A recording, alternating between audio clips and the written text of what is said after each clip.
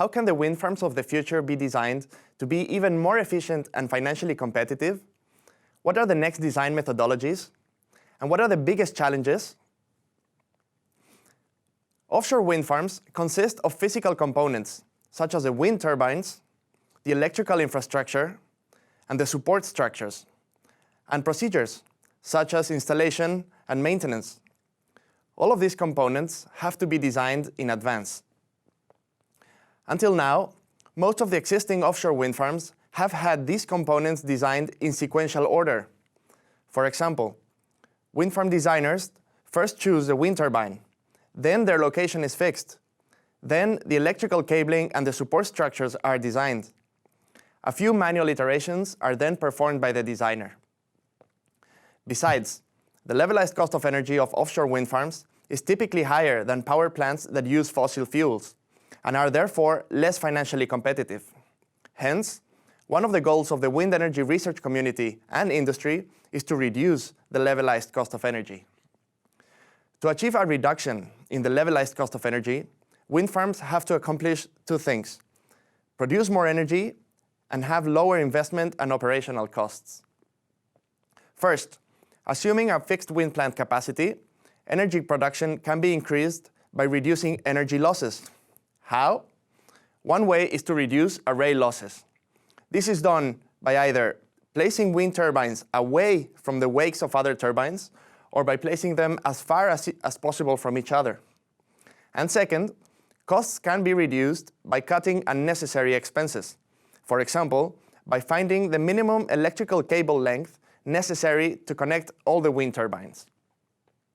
Sequentially designing the components of the wind farm may lead to suboptimal designs in terms of the levelized cost of energy, due to the coupling between components. For example, maximizing energy production by placing the wind turbines away from each other can lead to longer electrical cables and taller support structures, which results in higher costs.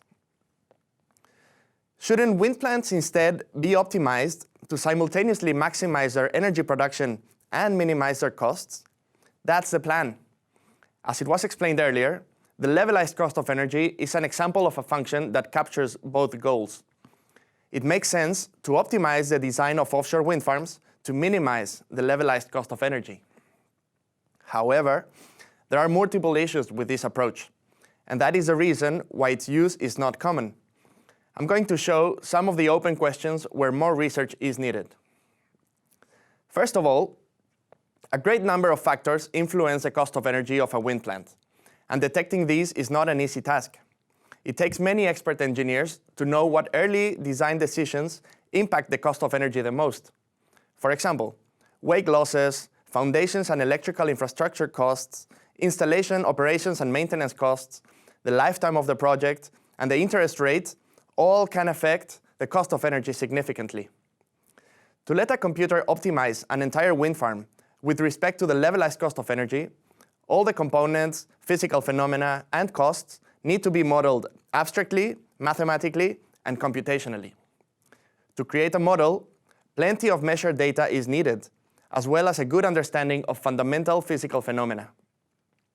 Then, implementing the models and optimization algorithms is not trivial. Reality can be modeled to many degrees of compliance, what we know as model fidelity. And a good compromise between their level of detail and computational cost needs to be achieved. Also, multiple optimization techniques and architectures exist, all of which perform differently and yield different results.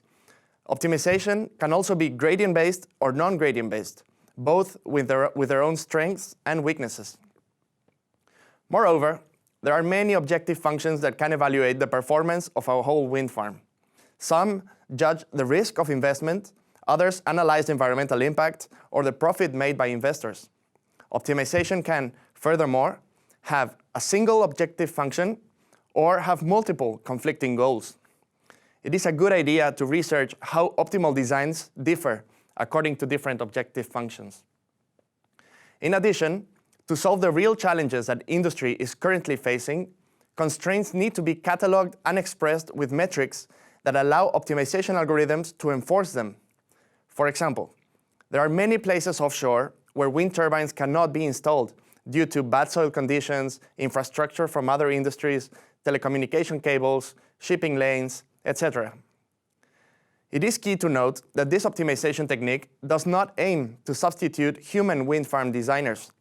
Instead, it is a valuable tool that gives information on the trade-offs between the costs and benefits of all the components in the system.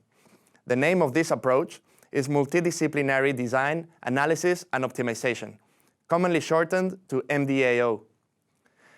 MDAO has proven to be a very effective technique in the aerospace industry. New aircraft are being designed using MDAO with magnificent results. These aircraft have better performance across multiple disciplines, such as increased range, reduced noise emissions, lighter weight, and reduced fuel consumption. It is high time the wind energy community implemented multidisciplinary design, analysis, and optimization so well proven in the aircraft engineering domain. Systems as complex as offshore wind farms require modern, holistic, and advanced design methods.